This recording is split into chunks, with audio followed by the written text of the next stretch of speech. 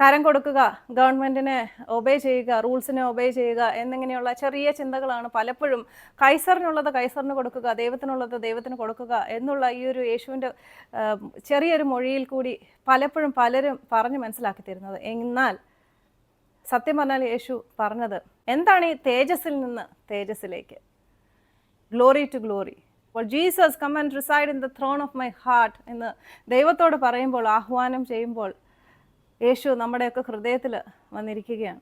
പിന്നെ നമ്മളെ ഒരു വലിയ ട്രാൻസ്ഫോർമേഷനാണ് ദൈവം ചെയ്യുക.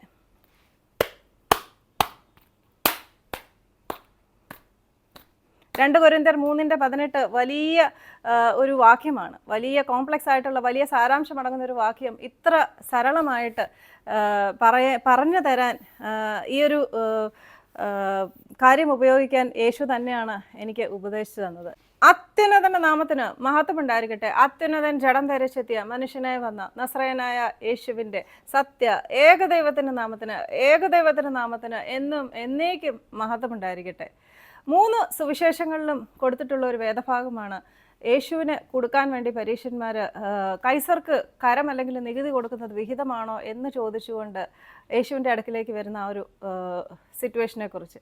അപ്പോൾ ഈ ഒരു വേദഭാഗത്തിൽ ഇതിൽ അടങ്ങിയിരിക്കുന്ന വലിയ ആത്മീയ സാരാംശം വെളിപ്പെടുത്താൻ വേണ്ടിയാണ് ഞാൻ ഈ ഒരു മെസ്സേജ് പ്രിപ്പയർ ചെയ്തിരിക്കുന്നത്.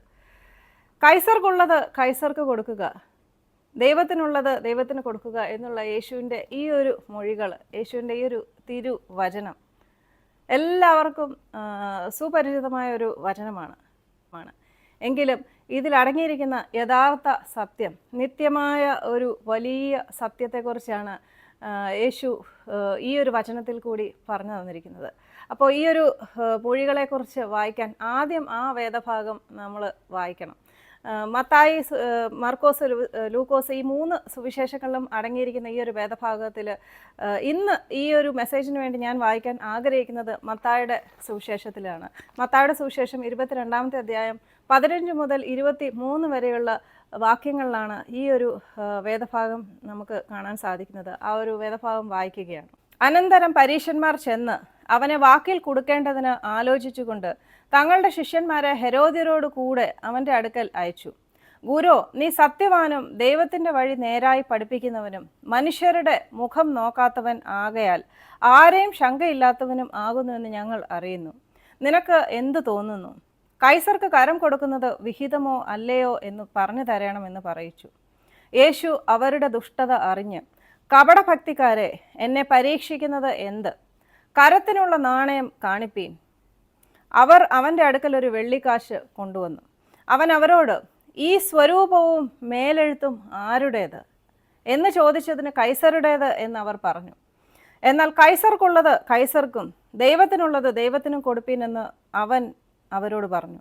അവർ കേട്ട് ആശ്ചര്യപ്പെട്ട് അവനെ വിട്ട് പോയി കളഞ്ഞു. ഈ ഒരു വേദഭാഗത്തിൽ നമ്മൾ കാണുന്നത് യേശുവിൻ്റെ അടുക്കൽ പരീശന്മാർ വരികയാണ്. ഹൃദയത്തിൽ കാപട്യമായിട്ടാണ് അവർ വരുന്നത്. ഹൃദയത്തിൽ കാപട്യം എന്ന് പറയുന്നത് ആദ്യമേ തന്നെ യേശുവിനെ പുകഴ്ത്തി പറയുകയാണ്. മനസ്സിൽ, ഹൃദയത്തിൽ തട്ടിയിട്ടില്ലാത്ത വെറും പൊള്ളയായ വാക്കുകളാണ് അവർ ഉപയോഗിച്ചത്. ഇതുകൊണ്ട് തന്നെയാണ് ഹിപ്പോക്രൈറ്റ്സ് എന്ന് യേശു അവരെ ആദ്യം തന്നെ അഭിസംബോധന ചെയ്യുന്നത്. നീ നല്ലവനാണ്, ദൈവത്തെക്കുറിച്ച് സത്യമായിട്ടുള്ള കാര്യങ്ങൾ തന്നെയാണ് നീ പറഞ്ഞു തരുന്നത് എന്നൊക്കെയുള്ള പൊള്ളത്തരങ്ങളൊക്കെ യേശുവിൻ്റെ മുമ്പിൽ അവതരിപ്പിച്ച ശേഷമാണ് അവർ ചോദിക്കുന്നത്, കൈസർക്ക് കരം കൊടുക്കുന്നത് വിഹിതമാണ്. ഇത് കേട്ടിട്ട് യേശു അവരോട് പറയുകയാണ്, കരം കൊടുക്കാനുള്ള നാണയം എൻ്റെ അടുക്കൽ കൊണ്ടുവരിക. അവർ വന്നതിന് ശേഷം യേശു ഈ ഒരു നാണയം അവർ കൊടുക്കുന്നതിന് ശേഷം യേശു അവരോട് ചോദിക്കുകയാണ്, ഈ നാണയത്തിലുള്ള സ്വരൂപവും ലിഖിതവും ആരുടേതാണ്? കൈസറിൻ്റേതാണ് എന്ന് പറയുമ്പോൾ യേശു അവരോട് പറയുകയാണ്, കൈസറിനുള്ളത് കൈസറിന് കൊടുക്കുക, ദൈവത്തിനുള്ളത് ദൈവത്തിന് കൊടുക്കുക. ഇവരുടെ ഈ ഒരു വാക്ക്, യേശുവിൻ്റെ വാക്കുകൾ കേട്ട് അവർ ആശ്ചര്യപ്പെട്ട് യേശുവിൽ നിന്നും അവർ പോവുകയാണ്. അവർക്ക് വേണ്ടിയിരുന്നത് യെസ് അല്ലെങ്കിൽ നോ എന്നുള്ളൊരു ഉത്തരമായിരുന്നു.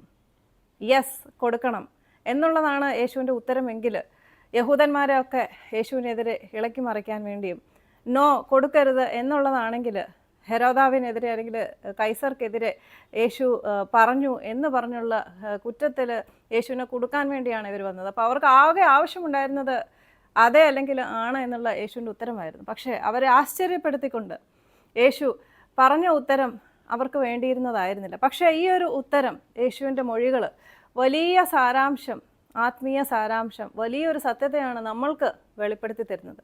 ഈ ഒരു സത്യത്തെ മനസ്സിലാക്കാൻ വേണ്ടി നമുക്ക് ഈ ഒരു വാക്യത്തെക്കുറിച്ച് ചിന്തിക്കാം. മത്തായിയുടെ സുവിശേഷം 22-ാമത്തെ അധ്യായം 21-ാമത്തെ വാക്യമാണിത്. കൈസറിനുള്ളത് കൈസറിനും ദൈവത്തിനുള്ളത് ദൈവത്തിനും എന്നതാണ് നമ്മുടെ കയ്യിലുള്ള ഒട്ടുമിക്ക പേരുടെയും കയ്യിലുള്ള മലയാളം ബൈബിളിൽ എഴുതിയിരിക്കുന്നത്. നിങ്ങളെല്ലാവരും ബൈബിൾ തുറന്ന് വായിക്കുക. അപ്പോൾ ഈ ഒരു വചനം ഇംഗ്ലീഷിൽ എഴുതിയിരിക്കുന്നത് render therefore to Caesar the things that are of Caesar's and to God the things that are of God എന്നാണ്. എന്ന് പറഞ്ഞാൽ whatever belongs to Caesar, give it to Caesar, and whatever belongs to God, give it to God. ഈ രണ്ട് കാര്യങ്ങളും കുറച്ച് വ്യത്യാസമുള്ള കാര്യങ്ങൾ തന്നെയാണ്. കൂടുതൽ പറഞ്ഞ് മനസ്സിലാക്കി തരാൻ വേണ്ടി എൻ്റെ കയ്യിലിരിക്കുന്ന ഈ ഒരു പെസീത്ത ബൈബിള്, ഇത് സുറിയാനിയിൽ നിന്നുമുള്ള ഒരു ട്രാൻസ്ലേഷനാണ്. ഞാൻ ഒരുപാട് ബൈബിള് ഇംഗ്ലീഷിലും മലയാളത്തിലുമുള്ള പല ബൈബിളുകളും ഒരുമിച്ച് പഠിക്കുന്നത് കൊണ്ടാണ് ഇത്തരം കാര്യങ്ങൾ ശ്രദ്ധയിൽപ്പെടുന്നതും ഇതിലൊക്കെ അടങ്ങിയിരിക്കുന്ന വലിയ സാരാംശങ്ങളൊക്കെ മനസ്സിലാവുന്നതും. അപ്പോൾ ഈ ഒരു ബൈബിളിൽ എഴുതിയിരിക്കുന്നത് കൈസറിനുള്ളത് കൈസറിന് കൊടുക്കുക, ദൈവത്തിന് ഉള്ളത് ദൈവത്തിന് കൊടുക്കുക എന്നത് അല്ല. കൈസറിൻ്റേത് കൈസറിന് കൊടുക്കുക, ദൈവത്തിൻ്റേത് ദൈവത്തിന് കൊടുക്കുക. ഈ രണ്ട് കാര്യങ്ങളും രണ്ട് വാക്യങ്ങൾ തന്നെയാണ്, രണ്ട് അർത്ഥം തന്നെയാണ് അതിനുള്ളത്.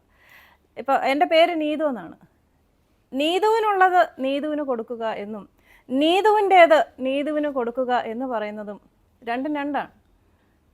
നീതുവിന് കൊടുക്കാനുള്ളത് നീതുവിന് കൊടുക്കുക എന്നത് തികച്ചും വ്യത്യസ്തമാണ്. എന്നാൽ നീതുവിൻ്റേത് എന്ന് പറയുമ്പോൾ നീതുവിന് സ്വന്തമായിട്ടുള്ളത്, നീതുവിൻ്റെ സ്വന്തമായിട്ടുള്ളത് നീതുവിന് തിരിച്ചു കൊടുക്കുക എന്നുള്ളതാണ്. ഇതിനകത്ത് ഗിവ് ബാക്ക് അല്ലെങ്കിൽ തിരിച്ചു കൊടുക്കുക എന്നൊരു ഒരു വാക്ക് ഉണ്ട്. ഈ വാക്ക് നമ്മൾ പല ഇംഗ്ലീഷ് വേർഷൻസിലും നമുക്ക് കാണാം, ഗിവ് ബാക്ക് എന്നുള്ള അല്ലെങ്കിൽ റെൻഡർ എന്നുള്ള ഈ ഒരു വേർഡ്. ഇതേ വേർഡ് ഗ്രീക്ക് ബൈബിളിലുമുണ്ട്. ഗ്രീക്ക് ബൈബിളിൽ ഈ ഒരു ഗിവ് ബാക്ക് എന്ന ഒരു വാക്ക് അതിനകത്ത് ഉപയോഗിച്ചിരിക്കുന്ന ഒരു ടേം തന്നെയാണ്. ആപ്പഡോട്ട് എന്നതാണ് ഗ്രീക്കിലുള്ള ഈ ഒരു വാക്ക് എന്ന് പറഞ്ഞാൽ ഗിവ് ബാക്ക്. അപ്പോൾ ഈ ഒരു ഗിവ് ബാക്ക് എന്ന് പറഞ്ഞാൽ അതിൻ്റെ ശരിയായ ട്രാൻസ്ലേഷൻ ഗ്രീക്കിലും ഇംഗ്ലീഷ് ബൈബിളിലും ഒക്കെ കൊടുക്കുന്ന ശരിയായ ട്രാൻസ്ലേഷൻ എന്ന് പറഞ്ഞാൽ ഈ ഒരു വാക്യം ശരിക്കും പറഞ്ഞാൽ യേശു പറഞ്ഞത് കൈസറിൻ്റേത് കൈസറിന് കൊടുക്കുക, ദൈവത്തിൻ്റേത് ദൈവത്തിന് കൊടുക്കുക. കൂടുതലായിട്ട് ഇതിനെക്കുറിച്ച് വ്യാഖ്യാനിച്ച് മനസ്സിലാക്കി തരാൻ ഞാൻ ആഗ്രഹിക്കുന്നു.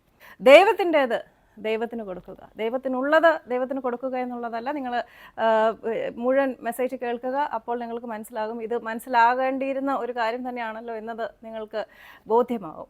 ദൈവത്തിൻ്റേത് ദൈവത്തിന് കൊടുക്കുക. യേശുവാണ് പറയുന്നത് ദൈവത്തിൻ്റേത് എന്ന് പറഞ്ഞാൽ ദൈവത്തിന് സ്വന്തമായിട്ടുള്ളത് ദൈവത്തിന് കൊടുക്കുക. എന്താണ് ദൈവത്തിന് സ്വന്തമായിട്ടുള്ളത്? ഈ ബൈബിളിൽ ഉടനീളം പല കാര്യങ്ങളും ദൈവത്തിന് സ്വന്തമായിട്ടുള്ളത്, ഞാൻ ഓൺ ചെയ്യുന്ന കാര്യങ്ങളാണ് എന്ന് ദൈവം വെളിപ്പെടുത്തിയിട്ടുണ്ട്. ഭൂമി എൻ്റേത്, ഭൂമിയിലുള്ളതെല്ലാം എൻ്റേത്. ആകാശം എൻ്റേത്, ആകാശവിധാനം എൻ്റേത്, ആകാശവിധാനത്തിൻ്റെ കീഴിലുള്ള സകലതും എൻ്റേത്. സ്വർഗം എൻ്റേത്, സ്വർഗാദി സ്വർഗവും എൻ്റേത്. ഈ ഭൂമിയിലുള്ള സകല ധനവും എൻ്റേത്. മഹത്വം എൻ്റേത്, സ്തുതിപ്പ് എൻ്റേത്. ഇങ്ങനെ പല കാര്യങ്ങളുമാണ് ദൈവം ഓൺ ചെയ്തിരിക്കുന്നത്. എൻ്റേത് എൻ്റേത്. വിത്ത് authority God has spoken, it is mine, ഇത് എൻ്റേത് എന്ന്. അപ്പോൾ ദൈവം അല്ലെങ്കിൽ യേശു എന്തായിരിക്കും ദൈവത്തിൻ്റേത് ദൈവത്തിന് കൊടുക്കുക എന്നുള്ളത് കുറച്ചുകൂടെ മനസ്സിലാക്കാൻ വേണ്ടി ഞാൻ മറ്റൊരു വാക്യം പറയാൻ ആഗ്രഹിക്കുകയാണ്. സകല ചരാചരങ്ങളും എൻ്റേത് എന്ന് പറഞ്ഞിട്ടുള്ള അരുളി ചെയ്തിട്ടുള്ള ദൈവം മറ്റൊരു കാര്യം കൂടെ വലിയ വില കൊടുത്ത് പറഞ്ഞിട്ടുണ്ട് ഈ ഒരു ബൈബിളിൽ, എൻ്റേത് എൻ്റേത് എന്ന്. ആ ഒരു കാര്യത്തെക്കുറിച്ച് മാത്രമാണ്, അതിനെക്കുറിച്ച് തന്നെയാണ് യേശുവും ഈ ഒരു വചനത്തിൽ ഉദ്ദേശിച്ചത്. എൻ്റേത് എന്ന് പറഞ്ഞ വചനം എനിക്ക് ഈ ഒരു ബൈബിളിൽ ഏറ്റവും ഇഷ്ടമുള്ള, ബൈബിളിൽ ഒരുപാട് വചനങ്ങളുണ്ട്. ഈ ബൈബിളിൽ ഒരുപാട് വചനങ്ങൾ എല്ലാവർക്കും വലിയ ഇഷ്ടമുള്ള ഒരുപാട് വചനങ്ങളുണ്ട്. അപ്പോൾ പേഴ്സണലായിട്ട് എൻ്റെ ഏറ്റവും എനിക്കിഷ്ടമുള്ള ഒരു വചനമാണ് ഇത്. എൻ്റെ ജീവിതത്തിൽ ആഴക്കടലിൽ ഞാൻ മുങ്ങി താണു പോയപ്പോൾ ആ പഴയ ജീവിതത്തിലേക്ക് എന്നെ തിരിച്ചു വരാൻ സഹായിച്ച ഒരു വചനമാണിത്. ഈ ഒരു സത്യം മനസ്സിലാക്കിയപ്പോഴാണ് യേശു എന്ന പ്രകാശത്തെ കാണാൻ, യേശു എന്ന ആ വെളിച്ചത്തെ കാണാൻ, ആ ഒരു മുങ്ങിത്താഴുന്ന ഒരവസ്ഥയിൽ നിന്നും പതിയെ തിരിച്ചു വരാൻ എന്നെ സഹായിച്ച ഈ ഒരു വചനം വായിക്കാം. യെശയ്യാ പ്രവാചകന്റെ പുസ്തകം 43-ാമത്തെ അധ്യായം 1-ാമത്തെ വാക്യം. ഇതിൽ എനിക്ക് ഏറ്റവും ഇഷ്ടമുള്ള ആ ഒരു കാര്യം, അല്ലെങ്കിൽ യേശു പറഞ്ഞ എൻ്റേത് എന്നുള്ളത് ആദ്യം പറയാൻ ആഗ്രഹിക്കുന്നു. U are mine. നീ എൻ്റേതാവുന്നു, നീ എൻ്റെ സ്വന്തമാവുന്നു. എന്നെ കേട്ടുകൊണ്ടിരിക്കുന്ന എല്ലാവരോടും, എന്നെ കേൾക്കാത്തവരോടും, യേശുവിനെ ഒരിക്കൽ പോലും അറിയാത്തവരോടും, തള്ളിപ്പറഞ്ഞവരോടും, യേശുവിനെക്കുറിച്ച് കേട്ടിട്ടില്ലാത്തവരുമായിട്ടുള്ള എല്ലാവരോടും തന്നെയുള്ള ഒരു വചനമാണ്. ഈ ലോകത്തിൽ ജനിച്ച് മരിച്ച ഇനിയും ജനിക്കാനിരിക്കുന്ന എല്ലാവർക്കും ആപ്ലിക്കബിൾ ആയിട്ടുള്ള ഒരു ഡിക്ലറേഷനാണ്. U are mine. നീ എൻ്റേതാവുന്നു, നീ എൻ്റെ സ്വന്തമാണ്.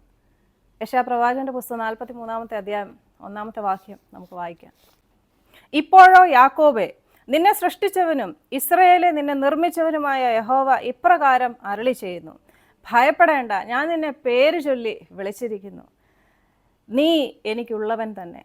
U are mine. നീ എൻ്റേതാവുന്നു. നീ വെള്ളത്തിൽ കൂടെ കടക്കുമ്പോൾ ഞാൻ നിന്നോട് കൂടെ ഇരിക്കും, കാരണം നീ എൻ്റേതാവുന്നു. നീ നദിയിൽ കൂടി കടക്കുമ്പോൾ അത് നിന്നെ കര കവിയുകയില്ല, കാരണം നീ എൻ്റേതാവുന്നു. അഗ്നിയിൽ കൂടി കടക്കുമ്പോൾ അത് നിന്നെ ദഹിപ്പിക്കുകയില്ല, കാരണം നീ എൻ്റേതാകുന്നു. You are mine. അഗ്നിജാലകൾ നിന്നെ ജലിപ്പിക്കുകയില്ല, കാരണം നീ എൻ്റേതാവുന്നു. വലിയ ഒരു ഡിക്ലറേഷനാണ് ദൈവം നടത്തുന്നത്. നീ എൻ്റേതാണ്.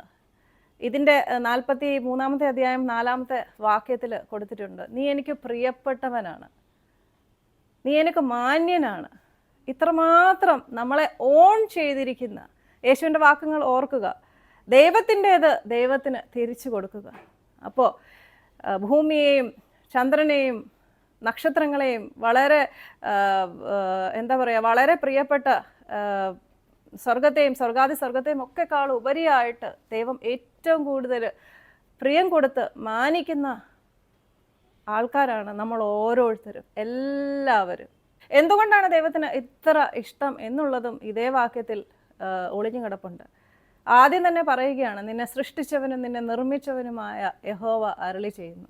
നിന്നെ സൃഷ്ടിച്ചത്, നിന്നെ നിർമ്മിച്ചത് എങ്ങനെയാണ് എന്നുള്ളത് നീ മനസ്സിലാക്കുമ്പോഴാണ് എനിക്ക് നിന്നോട് ഇത്രയധികം ഇഷ്ടം എന്താണെന്നുള്ളത് നിനക്ക് മനസ്സിലാകുന്നത്. അപ്പോൾ നമ്മൾ ഓരോരുത്തരും മനസ്സിലാക്കേണ്ട കാര്യമാണ്, എന്തുകൊണ്ടാണ് ദൈവത്തിന് ഇത്ര ഇഷ്ടമായിട്ട് ദൈവം എൻ്റേത്, എൻ്റെ പ്രിയപ്പെട്ടവൻ എന്ന് നമ്മളെ ഓരോരുത്തരെയും കരുതുന്നത്. കാരണം എന്നെ നിർമ്മിച്ചത്, എന്നെ സൃഷ്ടിച്ചത് അവൻ്റെ സാദൃശ്യത്തിലാണ്, അവൻ്റെ ഇമേജ് പോലെ തന്നെയാണ് നമ്മളെ ഓരോരുത്തരെയും സൃഷ്ടിച്ചത്. ഉൽപ്പത്തി പുസ്തകം 1-ാമത്തെ അധ്യായം 27-ാമത്തെ വാക്യത്തിൽ എഴുതിയിരിക്കുന്നത്, ദൈവം തൻ്റെ സ്വരൂപത്തിലാണ് ഓരോ മനുഷ്യരെയും സൃഷ്ടിച്ചത്. അപ്പോൾ യേശുവിൻ്റെ ഈ ഒരു സ്ക്രിപ്ചറിലും നിങ്ങൾ ഓർക്കുന്നുണ്ടോ, യേശു പരീശന്മാരോട് ചോദിച്ചത് എന്താണ്? ഈ കോയിനിലുള്ളത്, ഈ നാണയത്തിലുള്ളത് ആരുടെ സ്വരൂപമാണ്? ആരുടെ സ്വരൂപമാണ്? നാണയത്തിൽ കൈസറിൻ്റെ സ്വരൂപമാണ് എന്നുള്ളത് കൊണ്ട് തന്നെയാണ് നാണയം കൈസറിൻ്റേത്. അല്ലെങ്കിൽ ഞാൻ ആദ്യം പറഞ്ഞ് മനസ്സിലാക്കി തന്നതുപോലെ തന്നെ കൈസറിനുള്ളത് കൈസറിന് കൊടുക്കുക എന്നുള്ളതല്ല യേശു പറഞ്ഞത്. കൈസറിൻ്റേത് കൈസറിന് കൊടുക്കുക. കൈസറിൻ്റെ സ്വരൂപമുള്ള നാണയം, കൈസറിൻ്റെ മുദ്ര അടിച്ച നാണയം, കൈസറിൻ്റെ മുഖമുള്ള സ്വരൂപമുള്ള നാണയം കൈസറിൻ്റേതായതുകൊണ്ട് കൈസറിൻ്റേത് കൈസറിന് കൊടുക്കുക. ഇതേപോലെ തന്നെ അടുത്ത വ്യാഖ്യാനമാണ്, ദൈവത്തിൻ്റേത് ദൈവത്തിന് കൊടുക്കുക. നിങ്ങളെ ഓരോരുത്തരെയും, എന്നെയും ഉൾപ്പെടെ ദൈവം സൃഷ്ടിച്ചത് അവൻ്റെ സ്വരൂപത്തിലാണ്, അവൻ്റെ ഇമേജോടുകൂടിയാണ്.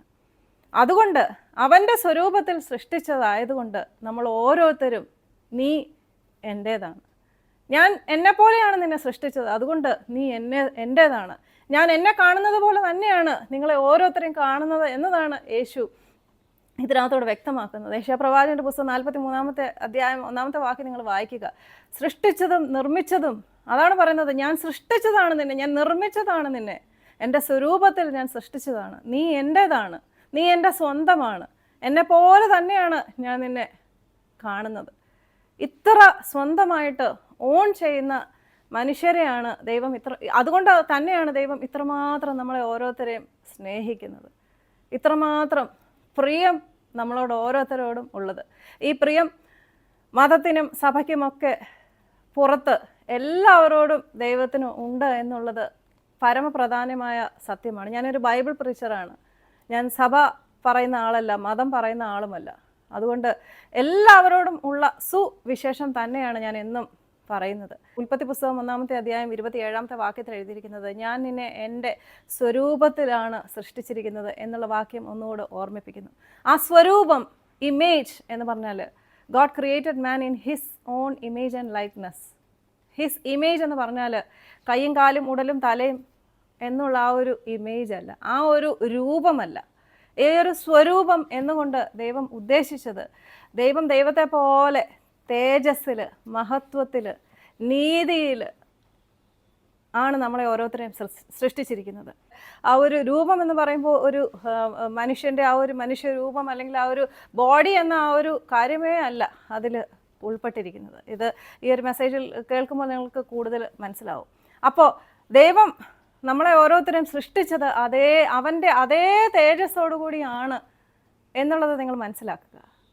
അതേ തേജസ്സോട് കൂടിയ സൃഷ്ടിക്കപ്പെട്ട അതേ തേജസ് നമ്മൾ ഓരോരുത്തരും പിന്നീട് ഉണ്ടോ എന്നുള്ളത് നിങ്ങൾ ചിന്തിച്ച് മനസ്സിലാക്കുക.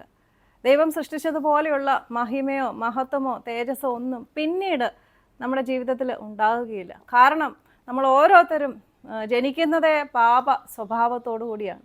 നമ്മുടെ ജീവിത വീഥികളിൽ പാപക്കറകൾ കൊണ്ട് മൂടി നമ്മുടെ ഓരോരുത്തരുടെയും ആ തേജസ്, ദൈവം ശരിക്കും സൃഷ്ടിച്ച തേജസ്, ആ ഒരു മഹത്വം അത് മറഞ്ഞു പോവുകയാണ്, അല്ലെങ്കിൽ അത് മൂടി പോവുകയാണ്. ഒരു ആവരണം പോലെ എന്ന് പറഞ്ഞാൽ ഒരു മുഖപടം പോലെ നമ്മുടെ ഓരോരുത്തരുടെയും തേജസ് മങ്ങിയിരിക്കുകയാണ്. അപ്പോൾ ദൈവം നോക്കുമ്പോൾ നമ്മളെ ഓരോരുത്തരും സൃഷ്ടിച്ച പോലെയല്ല നമ്മൾ പിന്നെ ആകുന്നത്. ജീവിതയാത്രയിൽ നമ്മൾ ഓരോരുത്തരും അങ്ങനെ ആകുക തന്നെയാണ് ചെയ്യുന്നത്. കാരണം എല്ലാവരും പാപം ചെയ്യുന്നവർ തന്നെയാണ്. ജനിച്ചിട്ട് മരിച്ച ഒരാളും പാപം ചെയ്യാതെ, പാപത്തിൽ മരിക്കാതെ ഇരിക്കുന്നില്ല. യേശുക്രിസ്തുവിലുള്ള നീതി സ്വന്തമാക്കുന്നവർ മാത്രമാണ് പാപത്തിൽ മരിക്കാതിരിക്കുന്നത് എന്നും ഓർമ്മിപ്പിക്കുന്നു. എന്തു തന്നെയാണെങ്കിലും ഇന്ന് ഞാൻ അത്തരം കാര്യങ്ങളെക്കുറിച്ചല്ല പറഞ്ഞ് മനസ്സിലാക്കാൻ ആഗ്രഹിക്കുന്നത്. അതുകൊണ്ട് ഞാൻ പറഞ്ഞു വന്നത് ആ തേജസ്സാണ്. തേജസ് മൂടപ്പെട്ടിരിക്കുന്നത്. എന്തിനാണ് യേശു പറഞ്ഞത് എൻ്റേതിനെ എനിക്ക് തരിക എന്ന് പറയുന്നത്? എൻ്റേതിനെ എനിക്ക് തന്നാൽ ആ പഴയ തേജസ് ഞാൻ തിരിച്ചു തരും എന്നതാണ് യേശു പറഞ്ഞത്. ഇത് പറഞ്ഞ് മനസ്സിലാക്കാൻ വേണ്ടി ഞാൻ നിങ്ങളെ ഒരു കാര്യം കാണിക്കാൻ ആഗ്രഹിക്കുകയാണ്. ഇതിനു മുമ്പ് 2 കൊരിന്ത്യർ 3-ാമത്തെ അധ്യായം 18-ാമത്തെ വാക്യം എല്ലാവരും വായിക്കുക. ആ വാക്യം നമുക്കൊന്ന് വായിക്കാം. എന്നാൽ മൂടുപടം നീങ്ങിയ മുഖത്ത് കർത്താവിൻ്റെ തേജസ്സിനെ കണ്ണാടി പോലെ പ്രതിബിംബിക്കുന്നവരായി നാം എല്ലാവരും ആത്മാവാകുന്ന കർത്താവിൻ്റെ ദാനമായി തേജസ്സിന്മേൽ തേജസ് പ്രാപിച്ച് അതേ പ്രതിമയായിട്ട് രൂപാന്തരപ്പെടുന്നു. 2-3 പ്രധാനപ്പെട്ട വാക്കുകളുണ്ട് ഈ ഒരു വാക്യത്തിൽ. ഇതൊരു വലിയ വാക്യമാണ്, ഇത് ഒരു കോംപ്ലക്സ് സെൻറ്റൻസ് തന്നെയാണ്. എങ്കിലും നിങ്ങൾ മനസ്സിലാക്കാൻ വേണ്ടി ഞാൻ പറഞ്ഞു തരികയാണ്. ഇതിന് ഒരു കാര്യമുള്ള, മൂടുപടം. ആദ്യമായിട്ട് മൂടുപടം എന്ന വാക്ക് ശ്രദ്ധിക്കുക. ഞാൻ പറഞ്ഞതുപോലെ തന്നെ എന്താണ് ആ മൂടുപടം? ഈ ഒരു മൂടുപടം തലയിലിടുന്ന തുണിയല്ല. ഈ ഒരു മൂടുപടം എന്ന് പറഞ്ഞാൽ നമ്മുടെ പാപ കറകൾ കൊണ്ടുള്ള മൂടുപടമാണ്. അല്ലെങ്കിൽ ഒരു വെയിൽ പോലെ ഒരു മങ്ങിപ്പോയ ആ ഒരു ചൈതന്യത്തെയാണ് മൂടുപടം എന്നതുകൊണ്ട് ഈ വാക്യത്തിൽ ഉദ്ദേശിക്കുന്നത്. ഇനി മറ്റൊരു പ്രധാനപ്പെട്ട വാക്കാണ് തേജസ്. കർത്താവിൻ്റെ തേജസ്. ഞാൻ മുമ്പേ പറഞ്ഞു തന്നതുപോലെ തന്നെ ദൈവം നമ്മളെ ഓരോരുത്തരെയും സൃഷ്ടിച്ചത് അവൻ്റെ തേജസ്സോടെ, അവൻ്റെ തേജസ്സിലാണ്. അവൻ്റെ തേജസ് പോലെ തന്നെയാണ് നമ്മളെ എല്ലാ മനുഷ്യരെയും സൃഷ്ടിച്ചിരിക്കുന്നത്. അപ്പോൾ ഈ ഒരു തേജസ് നമ്മുടെ പാപ സ്വഭാവം കൊണ്ട് മങ്ങിപ്പോകുന്നു. മൂടുപടം പോലെ നമ്മുടെ ഓരോരുത്തരുടെയും ആ തേജസ്സിനെ മങ്ങിക്കളയുന്ന ഈ ഒരു പാപ സ്വഭാവം മാറ്റുമ്പോഴാണ് നാം തേജസ്സിന്മേൽ തേജസ് പ്രാപിച്ച് യേശുവിനെ പോലെ രൂപാന്തരപ്പെടുന്നു. ഇവിടെയും 2 വാക്കുകൾ എനിക്ക് കാണിച്ചു തരാനുണ്ട്. വളരെയധികം ഇമ്പോർട്ടൻ്റ് ആയിട്ടുള്ള ഒരു കാര്യമാണ്, നിങ്ങൾ ശ്രദ്ധിച്ചിരിക്കുക. തേജസ്സിന്മേൽ തേജസ് പ്രാപിക്കുക എന്നതായിരിക്കും നിങ്ങളുടെ എല്ലാവരുടെയും കയ്യിലിരിക്കുന്ന മലയാളം ബൈബിളുകളിൽ. തേജസ്സിന്മേൽ തേജസ്. എന്നാൽ നിങ്ങളെല്ലാവരും ശ്രദ്ധിക്കുക, തേജസ്സിന്മേൽ തേജസ് എന്നതല്ല ഇവിടെ ശരിക്കും വരേണ്ടിയിരുന്ന ട്രാൻസ്ലേഷൻ തേജസ്സിൽ നിന്ന് തേജസ്സിലേക്ക് എന്നതാണ്. തേജസ്സിൽ നിന്ന് തേജസ്സിലേക്ക്, അല്ലെങ്കിൽ നമ്മുടെ ഇംഗ്ലീഷിൽ ബൈബിളിൽ വളരെ വ്യക്തമായിട്ട് എഴുതിയിരിക്കുന്നത് ഫ്രം ഗ്ലോറി ടു ഗ്ലോറി എന്നതാണ്. എല്ലാവരും കേട്ടിട്ടുള്ള ഒരു പ്രയോഗമാണ്, ഫ്രം ഗ്ലോറി ടു ഗ്ലോറി. തേജസ്സിൽ നിന്ന് തേജസ്സിലേക്ക്. തേജസ്സിന്മേൽ തേജസ് എന്നുള്ളതല്ല. ഇത് മൊത്തം കേട്ട് കഴിയുമ്പോൾ നിങ്ങൾക്ക് മനസ്സിലാവും ട്രാൻസ്ലേഷൻ്റെ പരിമിതികൾ കൊണ്ട് പല കാര്യങ്ങളും നമ്മൾക്ക് മനസ്സിലാകാതെ പോകുന്നുണ്ട്. അപ്പോൾ ഈ ഒരു മെസ്സേജ് മുഴുവൻ കേൾക്കാൻ വേണ്ടി നിങ്ങൾ ശ്രദ്ധിച്ചിരിക്കുക. എന്താണ് ഈ തേജസ്സിൽ നിന്ന് തേജസ്സിലേക്ക്? Glory to glory. ഇത് പറഞ്ഞ് മനസ്സിലാക്കാൻ ഞാൻ എൻ്റെ മകളുടെ ഒരു ഫോട്ടോ ഉപയോഗിക്കാൻ ആഗ്രഹിക്കുകയാണ്. ഇതെന്ന് പറഞ്ഞാൽ ദൈവം നമ്മളെ ഓരോരുത്തരെയും സൃഷ്ടിച്ചതുപോലെ എന്ന് പറഞ്ഞാൽ തേജസ്സുള്ള ചൈതന്യമുള്ള ഒരു രൂപമാണെന്ന് നിങ്ങൾ സങ്കല്പിക്കുക. അപ്പോൾ ദൈവം നമ്മളെ ഓരോരുത്തരും സൃഷ്ടിച്ചത് അവൻ്റെ സ്വരൂപത്തിൽ, ദൈവത്തെ പോലെ അവൻ്റെ തേജസ്സിൽ, അവൻ്റെ മഹിമയിൽ സൃഷ്ടിച്ചു. പക്ഷേ ജീവിതയാത്രയിൽ, ജീവിത വീഥികളിൽ നമ്മൾ ഓരോരുത്തർക്കും വരുന്ന ഒരു കാര്യമാണ് ഞാൻ പറഞ്ഞതുപോലെ തന്നെ ഒരു മങ്ങൽ, ഒരു മൂടുപടം. നമ്മുടെ ഓരോരുത്തരും ഇതൊരു ഇമാജിനറി മൂടുപടം എന്നുള്ള കാര്യമൊന്നുമല്ല. നമ്മുടെ പാപ സ്വഭാവം അത് മാത്രമാണ് ഇതിനകത്ത് ഉപയോഗിക്കുന്നത്. അപ്പോൾ ഞാൻ ഇതിൻ്റെ പുറത്ത് കുറച്ച് പൗഡർ ഇടുകയാണ്. അപ്പോൾ ഇതാണ് തേജസ് ഉണ്ടായിരുന്ന ആ ഒരു ആള്, തേജസ് ഉണ്ടായിരുന്ന നമ്മൾ ഓരോരുത്തരും. പക്ഷേ ജീവിതയാത്രയിൽ നമ്മൾ ഓരോരുത്തരും ഇങ്ങനെയാവും. പാപക്കറകൾ കൊണ്ട് മൂടി ആ തേജസ് മങ്ങിയിരിക്കുന്നു, ആ തേജസ് മങ്ങിപ്പോകുന്നു. യേശു പറഞ്ഞു, എൻ്റേതിനെ എനിക്ക് തരിക, എൻ്റെ സ്വരൂപത്തിൽ ഞാൻ സൃഷ്ടിച്ച എൻ്റെ മക്കളെ നിങ്ങളെ തന്നെ എനിക്ക് തരിക. മകനെ, മകളെ, നിന്നെ എനിക്ക് തരിക. ഇത് നമ്മൾ ഓരോരുത്തരും ചെയ്യേണ്ട കാര്യമാണ്. നമ്മൾ ഓരോരുത്തരും നമ്മളെ ദൈവത്തിന് സമർപ്പിക്കുമ്പോൾ, യേശുവിൻ്റെ പുറകെ പോകുമ്പോൾ ദൈവം ചെയ്യുന്ന ഒരു വലിയ കാര്യമുണ്ട്. ഇങ്ങനെ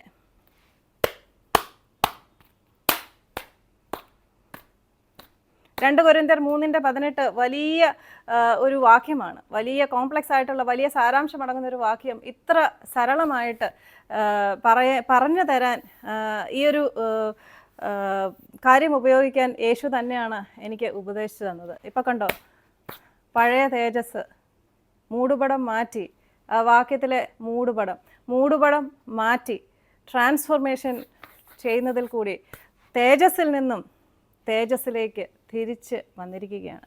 ഫ്രം ഗ്ലോറി ടു ഗ്ലോറി. പഴയ അതേ ഗ്ലോറി, അവൻ സൃഷ്ടിച്ച അതേ ഗ്ലോറി, അതേ മഹിമ, അവൻ നമ്മളെ ട്രാൻസ്ഫോർമേഷൻ ചെയ്ത് കഴിഞ്ഞിട്ട് നമ്മളെ രൂപാന്തരപ്പെടുത്തുമ്പോൾ നമ്മളാകുന്നതാണ് ആ പഴയ രൂപത്തിൽ. അവൻ സൃഷ്ടിച്ചതുപോലെയുള്ള തൻ്റെ സ്വരൂപത്തിൽ സൃഷ്ടിച്ച അതേ തേജസ്സും അതേ മഹിമയും നമ്മൾ ഓരോരുത്തരും അതേ ചൈതന്യം വരുമെന്ന് തന്നെയാണ് ഈ ഒരു 2 കൊരിന്ത്യർ 3:18 വാക്യത്തിൽ നമ്മൾ കാണുന്നത്. ഇപ്പോൾ നിങ്ങൾക്ക് മനസ്സിലായി കാണും. ഗ്ലോറി ടു ഗ്ലോറി എന്നത് എന്തുകൊണ്ടാണ് പറഞ്ഞിരിക്കുന്നത്? തേജസ്സിങ്കൽ തേജസ് എന്നുള്ളതല്ല. നിങ്ങളെല്ലാവരും അവിടെ കുറിച്ചിടുക, അവിടെ മാറ്റം വരുത്തുക. എന്തുകൊണ്ടാണ് ഇത്? ഗ്ലോറി ടു ഗ്രേറ്റർ ഗ്ലോറി എന്നുള്ളതല്ല, ഗ്ലോറി ടു ഹയർ ഗ്ലോറി എന്നുള്ളതല്ല, ഗ്ലോറി ടു അബണ്ടന്റ് ഗ്ലോറി എന്നുമല്ല. തേജസ്സിൽ നിന്ന് അതിതേജസ്, തേജസ്സിൽ നിന്നും അമിത വലിയ തേജസ് എന്നൊന്നുമല്ല എഴുതിയിരിക്കുന്നത്. എന്താണത്? നിങ്ങൾക്ക് മനസ്സിലായോ? ഈ തേജസ് ആദ്യമായിട്ട് ദൈവം സൃഷ്ടിച്ച തേജസ് ആരുടെയാണ്? ദൈവത്തിൻ്റെ തേജസ്സാണ്, അവൻ്റെ ചൈതന്യമാണ്, അവൻ്റെ സ്വരൂപമാണ്. അതിനെക്കാട്ടിൽ വലിയ എന്ത് തേജസ്സാണ് ഈ ലോകത്തിലുള്ളത്? ഇതുകൊണ്ട് തന്നെയാണ് ഗ്ലോറി ടു ഗ്ലോറി എന്ന് തന്നെ എഴുതിയിരിക്കുന്നത്. തേജസ്സിൽ നിന്ന് തേജസ്സിലേക്ക്. ഇത് എൻ്റെ കയ്യിലിരിക്കുന്ന ഈ പെസീത്ത ബൈബിളിൽ വളരെ നല്ല ആക്യുറേറ്റ് ട്രാൻസ്ലേഷൻ തന്നെയാണ്.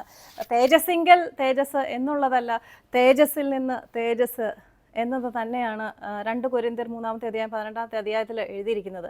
അപ്പോൾ ഇത്തരം കാര്യങ്ങൾ പല ബൈബിളൊക്കെ വായിക്കുമ്പോഴാണ് നമുക്ക് ശരിക്കും യേശു പറഞ്ഞിരിക്കുന്ന കാര്യങ്ങളൊക്കെ മനസ്സിലാകത്തിരുന്നത്. അപ്പോൾ ഞാൻ പറഞ്ഞു വന്നത്, നമ്മളെയൊക്കെ ട്രാൻസ്ഫോർമേഷൻ ചെയ്യാൻ വേണ്ടി, രൂപാന്തരപ്പെടുത്താൻ വേണ്ടിയാണ്.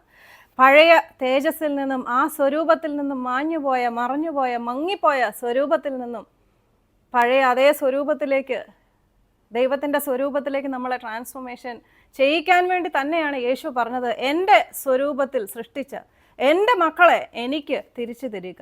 ദൈവത്തിൻ്റേത് എൻ്റേതിനെ എനിക്ക് വേണം, ദൈവത്തിൻ്റേതിനെ ദൈവത്തിന് വേണം. ഇതിനെക്കുറിച്ച് ഒരു ചെറിയ കാര്യം ഓർമ്മിപ്പിക്കാൻ ആഗ്രഹിക്കുന്നു. നമ്മളെ ഏറ്റവും കൂടുതൽ ദൈവത്തിന് സമർപ്പിക്കുക, അല്ലെങ്കിൽ നമ്മളെ ദൈവത്തിന് കൊടുക്കുക എന്നുള്ളത് നമ്മുടെ ഹൃദയം ദൈവത്തിന് സമർപ്പിക്കുന്നതിൽ കൂടി മാത്രമാണ്. ഇതിൻ്റെ ഒരു ഫസ്റ്റ് ആൻഡ് ഫോർമോസ്റ്റ് സ്റ്റെപ്പ് തന്നെയാണ് ഹൃദയം സമർപ്പിക്കുക. നമ്മൾക്കറിയാവുന്നതാണ് ഈ ഹൃദയത്തിൻ്റെ പ്രത്യേകത. ബൈബിളിലുടനീളം നമ്മൾ എവിടെ നോക്കിയാലും ഹൃദയത്തിൻ്റെ കാര്യമാണ് ആദ്യം വരുന്നത്. യിരെമ്യാ പ്രവാചകൻ 29-11 വാക്യത്തിൽ, അതും എനിക്ക് വളരെ ഇഷ്ടമുള്ളൊരു വാക്യമാണ്.